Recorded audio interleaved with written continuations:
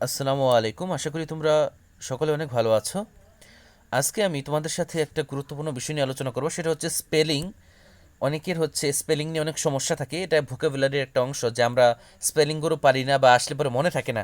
যখন question solve করতে যাই তখন দেখা যায় যে আমরা হচ্ছে সবগুলো মিলিয়ে ফেলতেছি, কোনোটা সলভ করতে পারতেছি না পার্টিকুলারলি। তো আমি আজকে তোমাদেরকে শিখাবো কিভাবে তুমি স্পেলিংগুলো পড়বা। দেখো, প্রথমে কি আছে, প্রথমে আছে আমাদের অ্যাকোমোডেশন।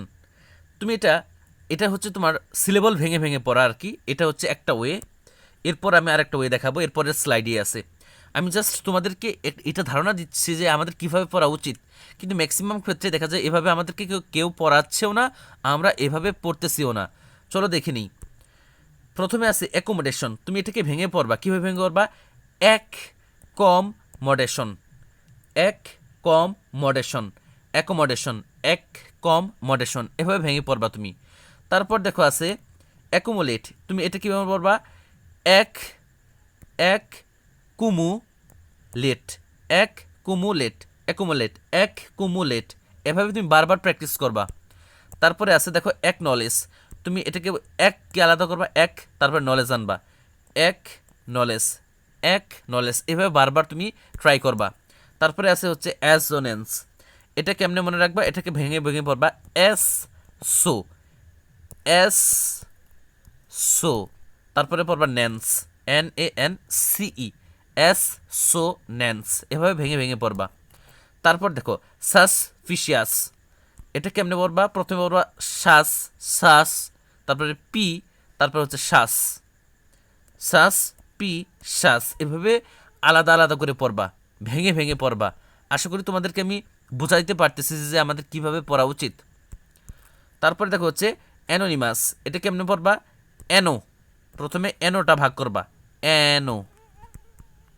তারপর নিম, এই যে নিম, অ্যানো নিম, তারপরে আস, অ্যানো নিম আস। এটা হচ্ছে একটা ওয়ে সিলেবল ভেঙে ভেঙে পড়ার। এইভাবেও তুমি পড়া মুখস্থ করতে পারবা, বা এটা হচ্ছে একটা সহজ উপায়। এখন আরেকটা বুদ্ধি তোমাকে শিখাই, এটা হচ্ছে টাইপ 2। এটা হচ্ছে আরেকটা ধরনের ওয়ে তোমার পড়াগুলো মুখস্থ করার বা স্পেলিংগুলো ভুল না করার। এভাবে তুমি করতে পারো, তখন তুমি এগুলো অ্যাপ্লাই করবা। যেমন অ্যাসাসিনেশন, এটাকে তুমি আলাদা আলাদা করে কি করছো? SSI nation. এটার অর্থ হচ্ছে গাধা। এক এস অর্থ হচ্ছে গাধা, আরেক এস অর্থ হচ্ছে গাধা। SS গাধা গাধা, আইতে হচ্ছে আমি, নেশনে হচ্ছে জাতি, তার মানে গাধা গাধা আমি জাতি। SS গাধা গাধা, আই আমি, নেশন মানে হচ্ছে জাতি। আশা করি বুঝতে পারছো। এরপর আসো লেফটেন্যান্ট। এটা কেমন মনে রাখবা? লাই ইউ টেন অ্যান্ড, অর্থাৎ মিথ্যা। ইউ মানে হচ্ছে তুমি, টেন মানে হচ্ছে 10, অ্যান্ট মানে হচ্ছে পিপিলিকা, অর্থাৎ মিথ্যা তুমি 10 পিপিলিকা। তারপর আসো সাইকোলজিক্যাল। এটা কেমন মনে রাখবা? পিসি চলো যাই কাল, পিসি চলো যাই কাল, সাইকোলজিক্যাল। আশা করি তোমরা মিলাইতে পারছো আর কি। কয়েকবার প্র্যাকটিস করবে, দেখবা দেখবা হচ্ছে স্পেলিংও তোমার ভুল হচ্ছে না। তারপর হচ্ছে রেস্টুরেন্ট। এটা কেমনে মনে রাখবা?